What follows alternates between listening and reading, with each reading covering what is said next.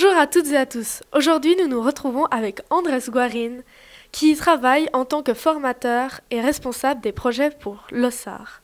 Bonjour. Bonjour. Euh, Merci de votre accueil. Merci à vous d'être venu. En clair, l'OSAR, c'est l'organisation suisse d'aide aux réfugiés. Ils sont venus dans notre école pour expliquer ce qu'ils font et aborder des thèmes autour de l'immigration.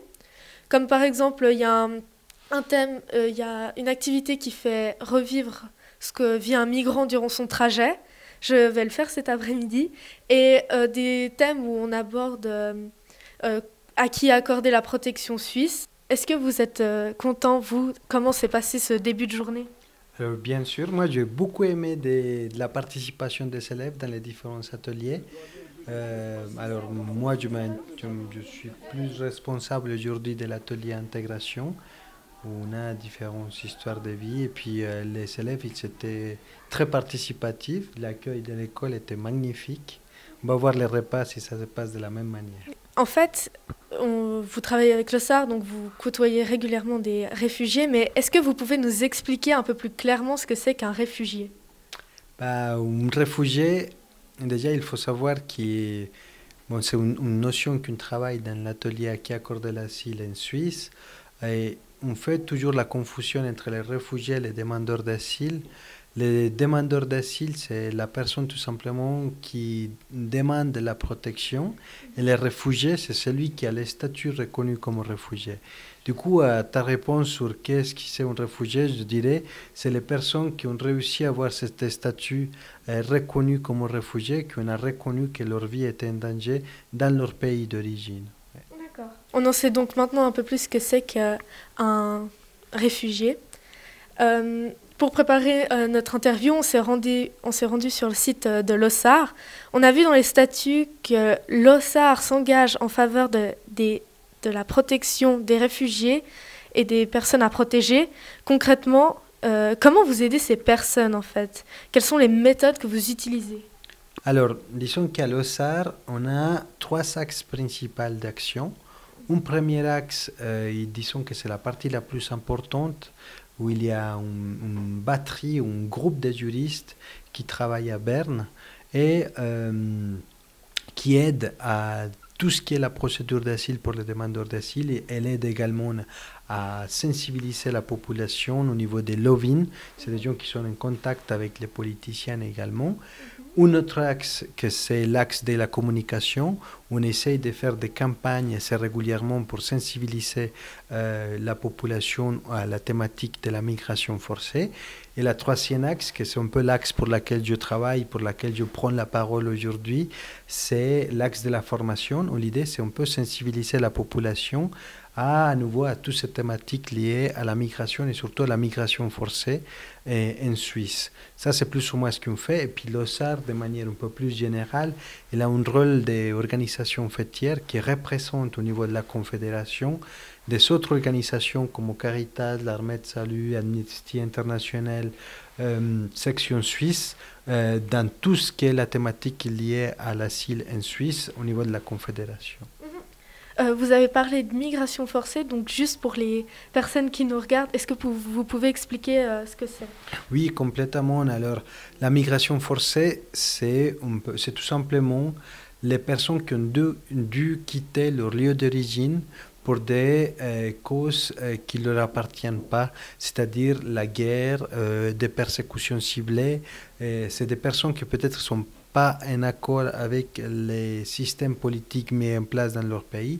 Et du coup, ils sont persécutés pour leur opinion politique, leurs appartenances religieuses, leur orientation sexuelle, l'appartenance à un groupe ethnique particulier.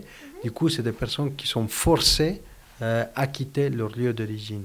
C'est la migration forcée, c'est pas forcément un choix ce qu'ils font, comme il peut y avoir dans d'autres types de migration. D'accord. Pour un migrant qui vient d'arriver, ça doit être difficile de s'intégrer ou d'autres choses dans le genre. Comment vous pouvez les aider à s'intégrer? Vous faites des jeux, des activités, des groupes de parole? Alors, disons que nous, à l'OSAR, ça c'est une chose qui est toujours difficile à expliquer en tant qu'organisation suisse d'aide aux réfugiés. On aide de différentes manières les réfugiés, mais il y a d'autres organisations qui le font mieux que nous, et que c'est des organisations membres des organisations pour lesquelles l'OSAR les représente au niveau de la Confédération, comme c'est Caritas, que je le disais tout à l'heure, l'Armée de Salut, Amnesty International, l'œuvre d'entraide juive. Voilà, des organisations qui, elles, ils sont sur le terrain et qui vont aider plus directement les personnes réfugiées. Nous, on est plus pour les conseils juridiques, vraiment tout ce qui est la demande d'asile, la procédure d'asile, aider à faire vraiment des réponses et des lettres pour la Confédération. Ok. Vous devez avoir plusieurs asiles ou centres. Vous en avez combien en Suisse? Je n'ai pas compris la question. Excusez-moi. Vous avez peut-être des centres où vous êtes, mais vous en avez combien en Suisse? Des centres, tu veux dire des centres où il y a des personnes réfugiées? Alors, l'OSAR, il n'a pas de centre pour accueillir les personnes réfugiées. Nous, on est une ONG qui avons 2 lieux de travail. Le premier et le principal, c'est à Berne. C'est là où il se retrouve vraiment la tête de notre institution. Il y a un petit bureau qui se trouve à Lausanne, où il y a, la plupart du temps, c'est des personnes de la formation qui sont là. Et puis, à Ouessant, c'est SOS Ticino qui nous représente la plupart du temps.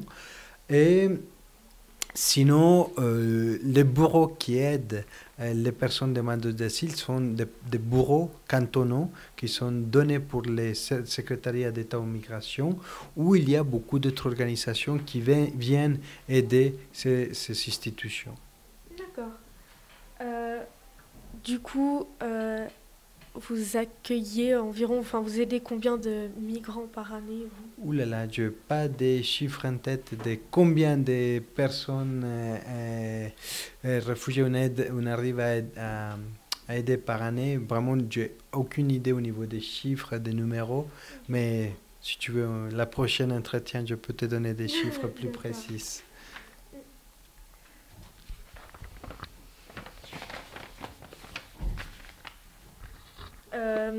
Donc vous allez, vous trouvez où les migrants en fait que vous aidez? Comment vous rentrez en contact avec eux? Alors, comme je te disais tout à l'heure, vu que nous, on n'est pas une organisation de premier contact, on n'a pas un énorme contact avec les personnes réfugiées de manière directe. C'est plus nos organisations fêtières qui font ce travail-là.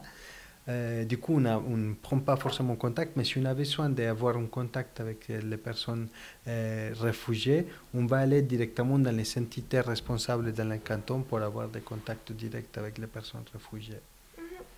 D'accord. Si on voudrait devenir membre de votre organisation, comment on pourrait faire et est-ce qu'on pourrait devenir un membre de votre organisation? Alors, bien sûr que vous pouvez devenir membre de l'organisation. En fait, il y a, comme je le disais tout à l'heure, il y a ces 3 axes qui sont différentes.